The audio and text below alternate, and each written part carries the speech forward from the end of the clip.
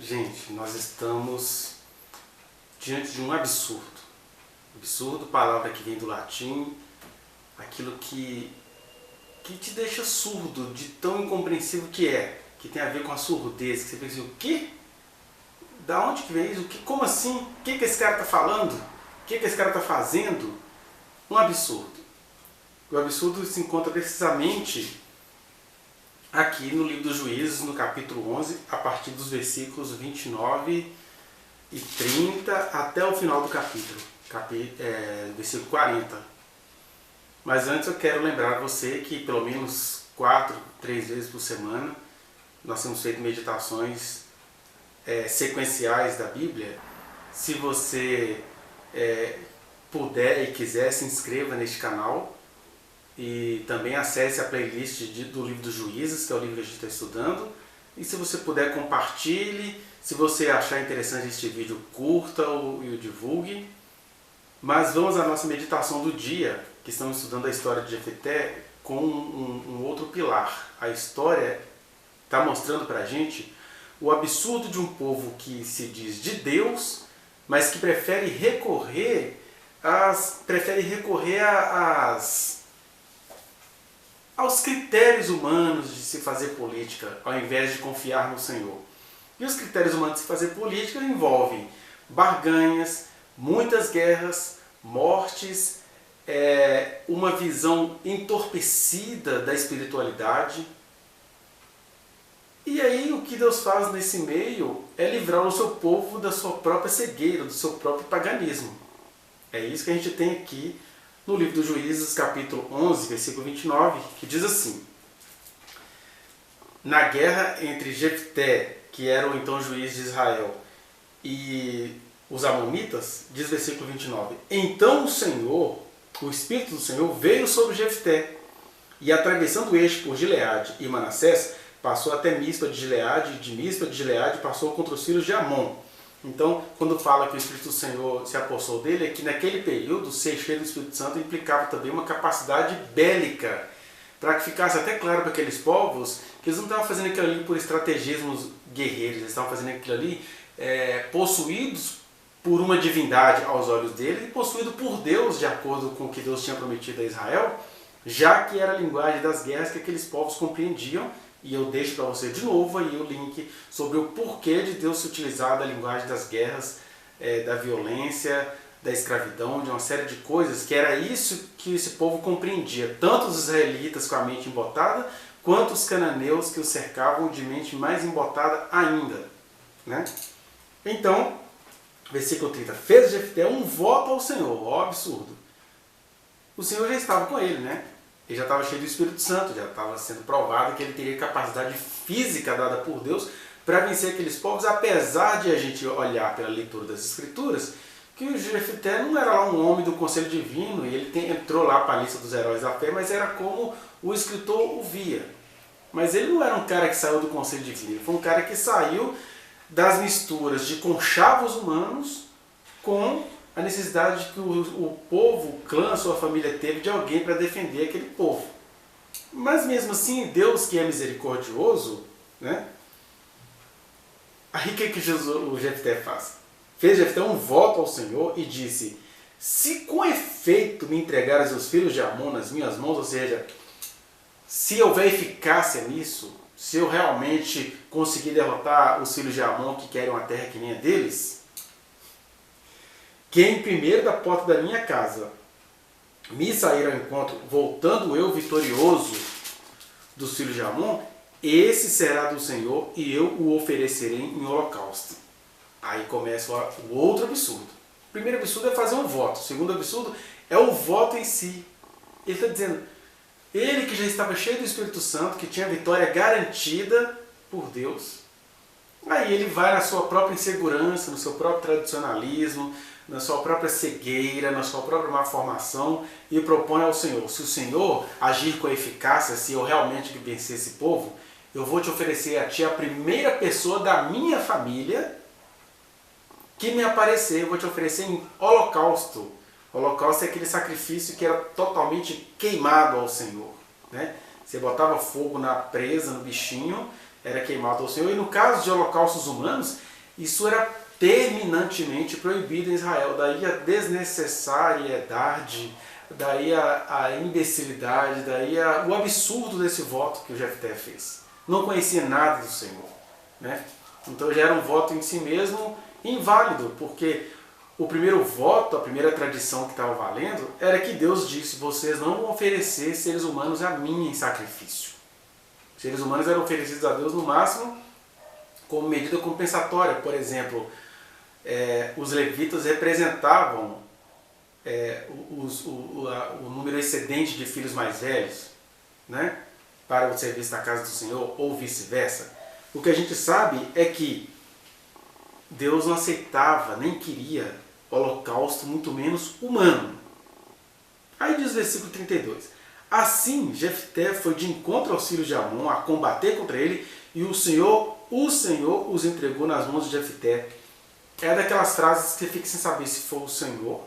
De fato foi o Senhor, mas é aquele Senhor com cara de conveniências humanas, porque o cara faz esse voto, aí em nome do voto que ele fez, ele vai com tudo, e aí ele fica sem saber se aquilo foi o Espírito do Senhor que deu forças a ele, ou se foi a força do voto que ele fez. Olha, eu fiz um conchavo tão grande com Deus, se eu vencer isso aqui, eu ofereço alguém da minha casa a ele.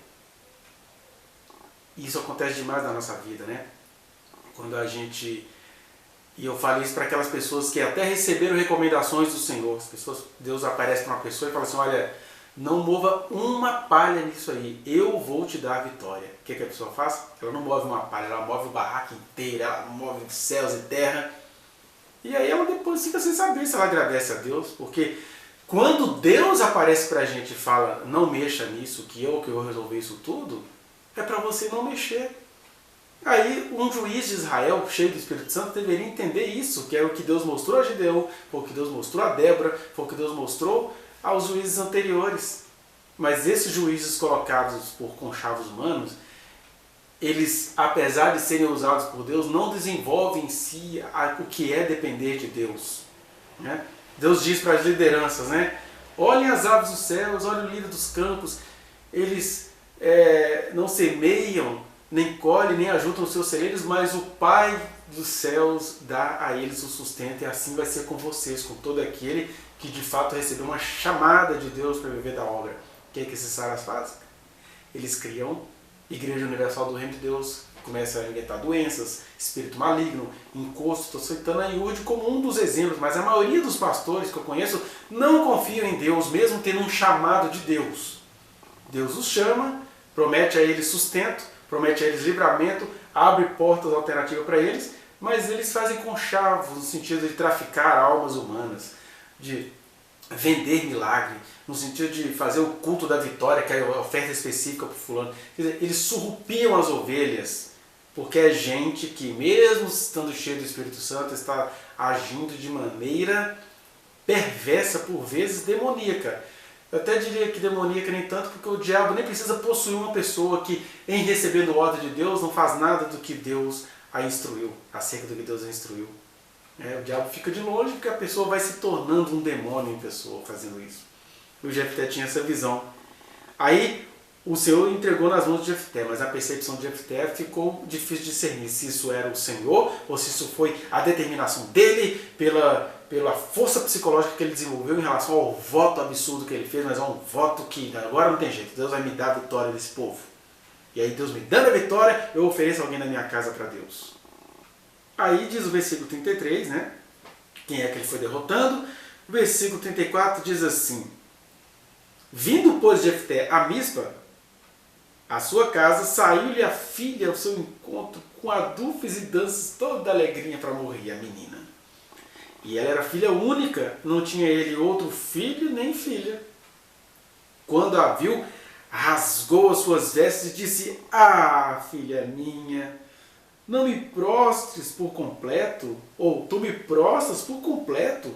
Tu passaste a ser a causa da minha calamidade, porquanto fiz voto ao Senhor e não tornarei atrás.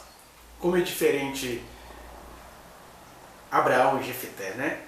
Porque Deus propôs para Abraão: Abraão, pega o teu filho, o teu único filho, ou seja, aquele filho da promessa, aquele que eu te disse que iria sair do teu ventre e do de Sara.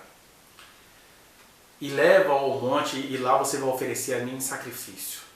Aí as pessoas fazem aquele tanto de trabalho de ordem teológica ou filosófica sobre se era Deus, se era mente pagã de Abraão. Não, ali era Deus. Porque quando é Deus que fala, Deus providencia de se fazer valer. Ele toma os meios e as providências de fazer valer a sua palavra, e a sua palavra é: anda na minha presença e ser perfeito. Quem confia em mim conhecerá acerca da doutrina. Abraão confiou no Deus que falou a ele, não era o Deus babilônico, era o Deus verdadeiro, porque no final das contas a gente fica sabendo que o menino nem precisou ser sacrificado, porque Deus é maravilhosamente Deus, embora no caminho ele pareça absurdo. Agora aqui não, aqui é o Jefté propondo de sacrificar alguém da sua casa para cumprir um voto ao Senhor.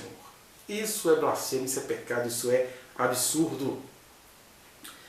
Quando a viu, né, ele rasga suas vestes e aí fala assim: eu vou ser fiel ao Senhor, não tornarei atrás. E nós temos esse problema, né? Muito comum no cristianismo, muito comum no Brasil. Qual é o problema? É que esses compromissos desnecessários, né? Mas que são, na verdade, substitutivos de um fidelismo, de um letrismo e de um tradicionalismo. Preste atenção que eu falei de fidelismo, letrismo e tradicionalismo. Olha, eu votei ao Senhor e vou cumprir, porque eu sou homem de palavra. Mas vai cumprir o quê? Algo que está em nome de um fidelismo. O que é fidelismo? É aquela fidelidade criminosa e doentia. O que é um letrismo? É aquela fidelidade à letra sem lhe pesar o espírito. O crente faz muito isso com as escrituras. E o que é um tradicionalismo? É aquela fidelidade doente à tradição, sem entender que caminho aquela tradição percorreu para chegar até nós. Existem tradições que nem Deus quer. Jesus, um dos motivos dele ter sido crucificado é porque ele criticou diante dos escribas e fariseus muitas tradições, porque a tradição em si era boa. Olha, Deus entregou isso a Moisés, era uma boa tradição. Mas eles não entendiam que Moisés dizia: olha, virá um no meu lugar, é a eles que vocês vão ouvir, é a ele que vocês vão ouvir. E isso eles não conseguiam entender. Eles não entenderam o dia da visitação, o dia que o Verbo se fez carne e habitou entre nós, o dia que Deus se tornou o homem Jesus de Nazaré e o Cristo glorificado. Eles não entenderam. Então, aí a tradição vira tradicionalismo. Ah, é bom comemorar a Páscoa? É bom. Israel aceitou Jesus e pode comemorar a Páscoa? Qual é o problema? É como um povo, eles têm que ter esse memorial. Agora, implantar a Páscoa sobre os outros povos, querer que os outros povos chamem de Jesus de Yeshua, igual os absurdos que eu vi aí do aquele Yosef Akiva dando uma entrevista àquele youtuber Léo, né, lá no canal No Entanto, ele confessa com todas as letras que para ele Jesus não é Deus. Em nome de que ele faz isso? Em nome de uma tradição? Não, em nome de um tradicionalismo judaizante, de um cientificismo, de um letrismo. Como que Jesus pode ser Deus? Se Deus estava lá no céu, Jesus veio, eles não conseguem entender que Deus é tão Deus, que Deus continuou sendo o Pai no céu e Deus se fez carne em Cristo Jesus, porque Deus é Deus, ele age como Deus. Mas o fidelismo do Yosef Akiva, um pregador judaico-pentecostal, sei lá, uma coisa desse tipo, faz ele ser um cristão messiânico, ou um judeu messiânico, que continua não compreendendo que Jesus é a manifestação viva de Deus. Deus se fez carne em Cristo Jesus, por isso que ele é o Cristo, ele é Deus que se fez carne, que vai sempre representar esse paradoxo, humano limitado no tempo e no espaço, mas glorificado porque ele também é Deus. E não são três deuses, é Deus se manifestando na sua trindade. Essa discussão que trindade, tente estudá-la e perderá a cabeça, tente negá-la e perderá a alma, né? Yosef Akiva. Aí a gente fica nesse tradicionalismo, nesse fidelismo, nesse letrismo. E o pior é quando o letrismo vira um outro fetichismo, né? Porque em nome de ser fiel à letra, você mata todo o espírito que ela representa. Foi o que Jefté fez aqui. E Deus não terá ninguém por inocente. Porque Jefté, na condição de líder, o sacerdote da época que estava também coordenando o Jefté, deveria ter dado a ele essas informações, né? Mas olha só, Deus é bondoso. Mas o fato de Deus ser bondoso não nos tirará a responsabilidade que temos de sermos humanos, a nossa existencialidade, o fato de que, nesse sentido, a existência precede a essência, porque Deus te fez humano, mas Ele também te deu a responsabilidade de existir, de ser, de cultivar, de tessiturar a sua existência nele. Como é que Jefté poderia tessiturar ou tecer a existência dele nele? Ele poderia consultar os sacerdotes, ele poderia consultar os profetas, ele poderia, né, como aconteceu com Baraque, que consultou Débora e teve resposta do Senhor. Ele poderia fazer isso, mas não, ele fica em nome de um ego inflado. Não, eu fui rejeitado da família, que agora me tornei líder em Israel, agora eu vou fazer um voto ao Senhor que o Senhor vai ter que cumprir. E aí ele promete, e é isso que a gente chama de fidelismo, letrismo, tradicionalismo. E isso, olha, isso está errado, ainda que com a condescendência alienada da filha dele. Por que a filha dele vai dizer no versículo 36? E ela lhe disse: Pai meu, fizeste voto ao Senhor, faze, pois, de mim segundo o teu voto, pois o Senhor te vingou dos teus inimigos, os filhos de Amon. É quando a existência começa a ficar objetificada, né? Não importa se eu sou filha amada, se eu vim à luz, se eu existo. Importante que papai teve vitória sobre Israel e eu não valho nada. Quem somos nós, né? Para criticarmos tanto Jefté quanto a filha dele. Agora, nós podemos aprender com a cegueira que lhes vinha sido imposta por lideranças israelitas que não ensinaram sobre Deus ou ao povo acerca do Senhor Deus, do Senhor dos Exércitos. Então, a filha de Jefté pode ser compreendida na sua cegueira, mas a gente não pode usar isso aqui para encobrir alienações que, embora a pessoa concorde, ela está se torturando, se mutilando, deixando de existir. E ela fala: não, pai, o importante é que você teve vitória, o que tem? E ela faz um pedido, né? Disse mais a seu pai: concede-me isto, deixa-me por 2 meses para que eu vá e desça pelos montes, e chore a minha virgindade, eu e as minhas companheiras. Consentiu ele: vai. E deixou-a ir por 2 meses. Então ela se foi com as suas companheiras e chorou a sua virgindade pelos montes. É aquele evento, né? A menina que não vai poder conhecer um homem. Ao fim de 2 meses tornou ela para seu pai, o qual lhe fez segundo o voto por ele proferido, ou seja, ele a queimou em holocausto a Deus. Assim, eu fiquei pensando aqui nesse paralelo também agora entre a filha de Jefté e as filhas de Ló. Que Sodoma é isso, a sodomização de uma cultura, o processo de sodomia de uma cultura, quando as pessoas, em nome de Deus, vão ficando absurdadas. O que é absurdada? É isso mesmo que eu estou lendo?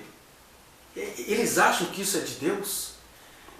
As filhas de Ló, né, que eram as matriarcas dos amonitas, povo que Jefté combateu, elas tiveram a mão como? Uma se deitou com o pai à noite, né, embebedou o velho Ló e transou com ele e teve os povos amonitas. A outra teve os povos moabitas. E essa aqui comete esse outro absurdo, tadinha. De olhar assim: ah, pai, o Senhor Deus te deu vitória. Então, já se Deus te deu vitória, não tem problema, eu não existo. Pode me matar, me ofereça em sacrifício ao Senhor. Quando as mentes vão ficando embotadas e não conseguem perceber o absurdo da própria existência. Né? E apesar disso, ninguém pode negar. O Espírito do Senhor deu vitória a Jefté por causa de Israel, da palavra que Deus tinha que cumprir com Abraão, Isaac e Jacó. Mas é claro, a existência é a responsabilidade nossa. Deus não vai chegar: Jefté, deixa eu abrir a Torá para você, deixa eu te explicar. O Jefté que construísse a sua existência. É essa que é a questão, porque as pessoas perguntam assim: mas onde Deus estava quando a menina foi sacrificada?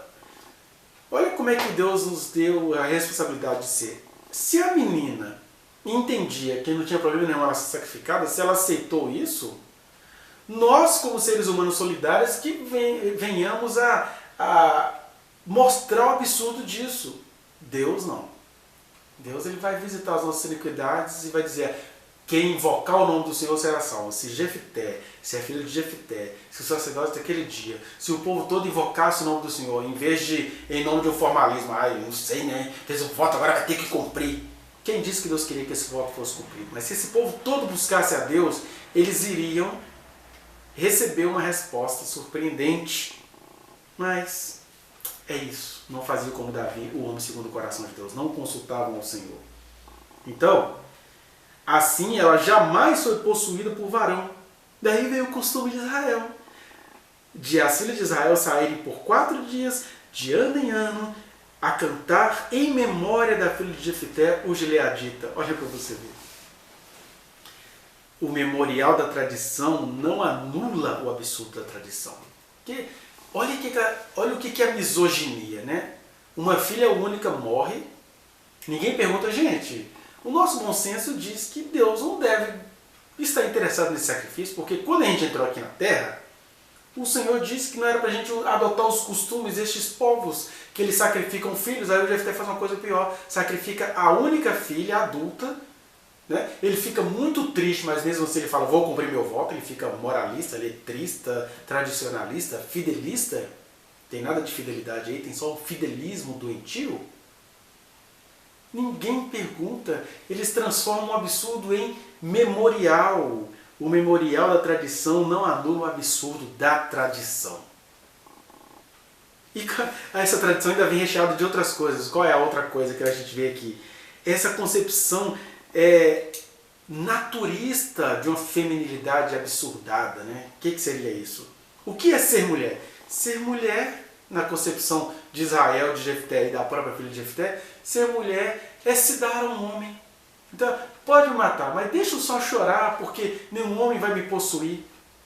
Ai, que pena, eu vou morrer, nenhum homem vai me possuir, mas não é nem se relacionar comigo, é me possuir, porque a mulher era um ser visto para ser possuída, já tem um ato de poder aí, possuída por um homem, para quê? Para dar-lhe filhos.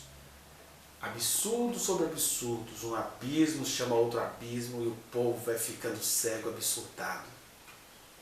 Agora, minha pergunta é, o que isso tem a ver comigo, com você, que somos cristãos planetários brasileiros? Olha quantos absurdos, embora ninguém hoje vá oferecer uma filha em sacrifício, mas quantas vezes muitos de nós temos oferecido os nossos inocentes em sacrifício ao Senhor em nome de tradições. Neste dia no Brasil nós estamos vivendo ainda os resquícios, por exemplo, do absurdo que aconteceu com uma criança lá do Espírito Santo, uma menina de 10 anos de idade que vinha sobrevivendo a um estupro de 4 anos. Aí o primeiro absurdo, uma professora de São Paulo que foi demitida ontem, se eu não me engano, ela posta nas redes sociais, sou cristã. Não teve nada de estupro, não. Essa menina gozou durante 4 anos. Essa é uma mulher que se diz acompanhada por Deus. Uma professora de São Paulo cristã, professora de crianças, se eu não me engano, até o 5º ano. Tinha que perder o diploma. Uma pessoa dessa é uma ameaça para as crianças. Mas em nome de um tradicionalismo que acredita que menina que ficou grávida de um estuprador é porque estava dando gostoso, que é isso que ela fala na postagem dela, aí ela entende então que a mulher, por ter nascido com sexo feminino, já está devendo alguma coisa. Se pegou, às vezes ela tinha pombageira, tadinha do estuprador, ele não resistiu, porque, sei lá, vai ver que era o tio, o avô, o pai, não, era muita gente pegando essa menina, dizem por aí, a gente não sabe desses detalhes, mas os mitos correm, e é até absurdo esses mitos correrem, porque uma sociedade consegue pensar que uma criança de 6 anos tem algum poder de seduzir homens, né? No caso desse tio dessa menina, ele tinha 33 anos contra os 6 anos dela, os 6 a 10 anos dela, ele tinha aí, então, 29 a 33 anos. Aí os crentes não protestam contra isso não, foi todo mundo para o hospital protestar pelo fato de que os médicos quiseram salvar a menina, porque a gravidez iria matá-la. Tudo indicava, né, os exames indicavam que o menino era uma menina e iria nascer com hidrocefalia. E o pior, só chegou ao ponto de ser um feto de 5 meses, porque a moral que ainda existe no Brasil, esse fidelismo, letrismo, não permitiu que a menina fizesse o aborto automático ao qual ela tem direito. qualquer uma de vocês que tivesse em casa uma filha de 6, 7, 8, 9, 10 anos grávida de quem quer que seja, duvido que você iria querer continuar a gravidez. Aí o que o fidelismo faz? Mas é a vida do bebê. Gente, é isso. O povo de Israel deveria perguntar, Deus quer sacrifícios humanos? O povo brasileiro deveria perguntar, Deus quer mesmo que uma criança que veio de um estupro, de um tio, de uma menina que sobrevive a isso durante 4 anos, Deus quer mesmo que essa criança venha à existência? Ah, mas é uma vida. Não é uma vida, não. A vida, o feto, a pessoa, a gente só pode defini-la na hora em que Deus se manifesta. E numa situação dessa, sabe quando é que Deus se manifesta? Quando o Estado faz o que é justo. E nesse caso eu vou dizer a vocês um absurdo, mas que é um absurdo com o qual Deus concorda com o que eu estou falando. Sabe como é que Deus se manifestou na vida dessa menina? Com aqueles médicos que fizeram o procedimento, com esse bebê que não veio, esse feto, né, de 5 meses, que não vingou a gravidez. Por quê? Porque viria cheio de absurdos em si mesmo. Ah, mas é que tinha famílias interessadas em adotar. No caso dessa menina de 10 anos, a gravidez dela estava colocando a vida dela em risco. Ah, mas podia ter deixado a criança viva. Sabe como é que Deus interveio nessa história? Não permitindo a criança viver. Vocês não vivem dizendo aí que o Estado é a autoridade, de acordo com Romanos 13, que o Estado é a autoridade, a espada de Deus, tendo até nesse caso, em situação específica, poder de vida e morte, porque é um absurdo que uma menina de 10 anos venha a ter um filho com um tio. Se Deus quiser que uma criança dessa venha à existência, Deus iria fazer tudo contra os procedimentos médicos. Porque Ele é Deus, Ele é cheio de amor, Ele não está preocupado em se impor, Ele só faria fazer valer aquilo que tinha de fazer valer. Agora nós ficamos aqui brigando contra o médico, contra a ciência, contra as pessoas que queriam proteger a vida da menina, chamando-as de militantes para o aborto. Isso é uma situação de guerra, ninguém gostaria nem que a menina, nem que o feto morresse, mas numa guerra entre a vida de uma menina e a vida de um feto, nós vamos lutar pela vida da menina porque nós somos humanos. Somos pessoas, precisamos de Deus. E Deus deu ao Estado o poder de exercer um aborto automático numa situação dessa. Não tem blasfêmia aí não. Blasfêmia é você achar que a menina tinha que levar uma gravidez de um estupro, viver um terrorismo por mais 4 meses que fossem, além dos 4 anos que ela vinha sofrendo. Olha que absurdo. Isso que eu estou dizendo, ninguém talvez queimaria a filha em sacrifício ao Senhor, mas em nome do Senhor a gente quer queimar vidas de meninas, porque há muitos outros casos no país. Ou seja, entre o absurdo do que eu estou dizendo, de que a gente deveria consultar a Deus para manter uma vida, porque a gente romantiza a existência humana, né? Ah não, se o espermatozoide fecundou um óvulo, então é Deus. Você não pensa assim acerca dos outros seres? Por que você pensa que um bebê fecundado num ato violento de estupro é Deus que quer que venha à luz? Não é um mero ato biológico. Agora, se em meio àquele ato biológico Deus quisesse que o bebê viesse a vingar, Deus iria impedir, porque operando ele, quem impedirá? Não é isso que os crentes falam? Deus não tem raiva de o Estado fazer o papel dele, né? O sacerdote deveria ter feito o papel dele aqui com Jefté. Você não vai queimar sua filha não, meu filho, você é louco? Você acha que Deus está afim desse voto seu? Você acha mesmo? O Deus que diz para a gente não adotar os costumes desse povo, agora você quer queimar a única filha que você tem? Mas nós ficamos calados como Jefté ficou e todo Israel ficou, transformamos isso numa tradição, ficamos memorando, o dia que a mulher que não pôde ser possuída por um homem teve que ser sacrificada por pai. É uma violência em cima da outra isso. Quando Deus, na verdade, Ele só esperava de nós que a gente o consultasse. E que nesse caso já está consultado. Deus deu ao Estado a autoridade de não permitir que uma gravidez dessa viesse a vingar. E se Deus quisesse, Ele passaria por cima de todas as normas do Estado. Agora, de nós, Deus só estava esperando mesmo é compaixão, misericórdia pela criança, misericórdia pela família que tem que inventar aqueles absurdos. Porque a menina não cometeu nenhum pecado para estar grávida daquilo. Eu até, depois que eu acabei a gravação, eu lembrei de um detalhe, né? Que alguém fala assim, igual hoje eu vi um padre num programa que nasceu aos 5 meses de vida. E alguém vai, mas aí tem muita gente que poderia ser abortada e que veio à vida, mas está dentro disso que eu acabei de falar. Que quem Deus quer que nasça, nasce. O chato é pessoas igual esse padre que nasceu aos 5 meses, né, que ele veio de uma gravidez tubária, e aí eles conseguiram fazê-lo sobreviver. Aí ele vinga, nasce e começa a usar isso contra situações de estupro de meninas que ele não conhece. Isso é que é terrível. Mas na minha frase está dito que quem Deus quer que nasça, nasce. E geralmente Deus só se revela assim quando o Estado age com justiça. Como o Estado agiu com essa menina. No caso dessa menina, Deus condescendeu com a justiça do Estado, permitindo abortar aquele feto que viria de uma existência no próprio inferno. Né? Agora, é claro que quem Deus quer que nasce, nasça. E sobretudo, quando o Estado faz o seu papel de Estado, de proteger a mulher. É isso que a gente precisa aprender. Você tem muitos absurdos aí. Você tem católicos preocupados com o bebê. Queremos salvar as duas. Numa guerra você não pode salvar os dois. Católico não pensa isso na hora de uma guerra. Católico não pensava isso quando eles iam perseguir os mouros nas cruzadas. Né? Evangelizar em nome de Cristo. Eu mato em nome de Cristo. E não pode tirar um feto, que nem era uma criança, era um feto, em nome da vida de uma menina. Aí você tem evangélicos que acham que uma cultura de aborto, um mercado de aborto quer se instalar. Discordo totalmente que os médicos têm interesse em ganhar dinheiro. Há sim os médicos que fazem aborto ilegal, que eu nunca fiz, que continue assim, porque ele cobra 2, 3 mil reais. No dia que o SUS começar a fazer, eles vão perder a sua fonte de renda. Um dos médicos mais ricos de Pernambuco, com Aras, que por sinal é muito católico, faz aborto por 3 mil reais, com aspiração no seu consultório. E toda a sociedade sabe, mas ninguém vai prender, porque ele atende as amantes dos deputados, dos senadores e suas filhas da população que tem dinheiro. Se atendesse pessoas pobres, estaria preso. Você tem espíritas que entendem que a menina deve estar pagando alguma coisa da vida passada. É um absurdo em cima do outro, mano. É um absurdo em cima do outro.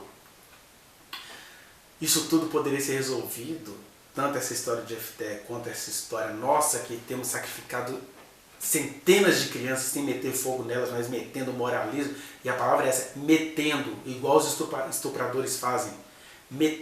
Se metendo na vida dessas crianças, sendo sodomita na vida dessas crianças, sendo entrone na vida dessas crianças, em nome de Deus, sem consultar ao Senhor. Porque quem anda com o Senhor sabe que Ele não tem nos planos dele que alguma criança de 10 anos fique grávida de um estupro que já vinha ocorrendo há 4 anos e que a única maneira desse estupro vir à tona foi por meio de uma gravidez. Mas que agora esse feto também não merecia nascer numa circunstância dessa. Você tá doido. Tem uma história aí daquela menina, por exemplo, que foi torturada por uma empresária. Ela foi adotada por uma pessoa da Igreja Batista da Lagoinha aqui de Belo Horizonte. Aí quando você vai ver a entrevista dessa menina, acho que no programa do Gugu, você fica assim, puxa, Deus protegeu essa menina, mas a pessoa que adotou essa menina, como lesou a personalidade dela, né? Eu tenho que aprender a perdoar. Fica aquele perdão neurótico. Não, é porque eu tenho que perdoar, eu tenho que perdoar, eu tenho que perdoar. E Deus está assim, minha filha, deixa essa conversa de perdão para depois. Você tem que aprender apenas a viver e a entender que eu livrei a sua vida. Mas é isso, Deus livra a vida da pessoa. Aí no meio do caminho entra aquela mulher da Lagoinha que adotou a menina, mas injetou nela um perdão adoecido. Para citar um dos exemplos de pessoas que são tão salvas quanto ficam lesionadas. Né? Então, que a gente escolha qual absurdo vai adotar. Se é esse absurdo de matar as nossas inocências, as nossas crianças, ou o absurdo de ir no que eu estou te dizendo aqui. Você acha mesmo que Deus quer que alguma criança dê à luz a um filho de uma violência acontecida durante 4 anos ininterruptos? É isso mesmo? Pois eu creio tanto em Deus que eu tenho absoluta certeza que não estou aqui blasfemando. Quando Deus quer que uma situação assim aconteça, Ele faz acontecer. Eu conheço a história que Deus apareceu para mulheres que iriam abortar e falou, olha, não tira essa criança não, que eu tenho algo para fazer com ela. Deus apareceu e elas se levantaram. Fora isso, sobre todas as mulheres às quais Deus não apareceu, Ele está dizendo em silêncio, vá minha filha, faça o que te é possível, faça o que te foi possível. Você nem sabe, mas eu sou contigo. Você nem sabe, eu sou tão Deus que o que tem de vir vem e o que não tem de vir não vem. É assim que a gente deveria pensar e não pegar... Alguém fala assim, mas então você é a favor do assassinato? Não, eu não sou a favor de assassinato, porque assassinato são pessoas que têm uma história que foi interrompida bruscamente por alguém. Agora, embrião e feto são seres em potencial. Embrião e feto vindos de estupro são apenas embriões e fetos vindos de um absurdo que eu duvido que você creia que Deus queria esse absurdo para nós. Ainda mais quando é um absurdo que tem que ser patrocinado por outros absurdos, aquela preocupação toda com a vida do embrião e do feto e zero preocupação pela menina. Né? Porque até apareceu gente para adotar a criança, mas e gente para cuidar dessa menina? E até se aparecesse, você já sabe, viria com esse fidelismo, com esse letrismo, com esse tradicionalismo. Minha filha, vamos orar porque você deve ter alguma coisa errada na sua vida. Como assim que tio, fulano, zicano, tio possuiu? É aquela ajuda cheia de culpabilidades em cima da vítima. Então, por mais que vocês vão ficar aí brigando, se mordendo, aquela coisa toda, o Senhor estava com os médicos que interrompeu a vida daquele feto, porque ele não poderia vir à luz nesse inferno de religiões em nome de Deus. Porque ele iria entrar nesse mundo aqui do Jefté, gente cheia do Espírito Santo e com visões vindas do inferno. É isso que a gente consegue aprender nesse texto. E é assim que se conduz um povo que é de Deus, que habitou na terra prometida e que não consulta Deus. Ora, sacrifica a própria filha. Mas em não fazendo isso fatidicamente, factualmente, fica aí todos os dias fazendo movimentos para sacrificar crianças que precisam do nosso socorro ante as molestações, tá? Só em 2018 foram cerca de 200 mil meninas entre 10 e 19 anos que foram estupradas dentro de casa. Isso são os casos que foram notificados. E você quer agir agora igual a Jefté? Não, sei lá, deixa essas meninas morrer, depois a gente faz um cultozinho aí de memorial. Não. Isso não tem nada a ver com o Espírito do Senhor. Para isso, Deus só tinha duas palavras. Deus em pessoa tinha duas palavras. Acerca do molestador, do estuprador, Deus falou, olha, se os teus olhos forem bons, todo o teu corpo será luminoso. Tá dando conta não? Tá querendo pegar a menina de 6 anos? Arranca os teus olhos, disse Jesus em Mateus capítulo 5. E em Mateus 18, Jesus fala assim, ai daquele que fizer tropeçar um pequenino, seja um pequenino espiritual, seja criança, porque ele botou uma criança no meio, entre eles. E aí o que é que Jesus faz? Melhor lhe fora que lhe fosse pendurado ao pescoço uma pedra de moinho bem pesada, e ele fosse afundado às profundezas do mar. Isso vale para o estuprador, isso vale para quem não se importa com a vida da criança molestada, da criança estuprada, da criança absurdizada por esses tradicionalismos. Só isso que Jesus falou. Nos dias dele aconteciam muitos abortos, ele não fez nenhuma palavra de pronunciação, nenhuma pronúncia em favor da vida, nem em favor de nada, porque basta os que estão vivos, né? Agora, ele também não fez nenhuma palavra contra as mulheres, nem acerca de aborto, nem acerca de nada contra as mulheres. Em relação às mulheres, ele apenas as acolheu. Mas contra os homens, ele proferiu, no mínimo, estas duas palavras que eu te disse aqui. Homem, cuida do teu olho, cuida do teu corpo, está te fazendo tropeçar? Se vira. Seja homem para assumir que você é que é o criminoso, não é que a menina está como pombagira, não. Mas o que fez isso é digno de ser lançado às profundezas do mar com a pedra de moinho para garantir que não vai nem boiar. Essas são as palavras de Jesus. Mas a religião fica caçando culpa na mulher, como Jefté sacrificou a própria filha em nome de Deus. Pense nisso e saia desse inferno existencial em nome de Jesus.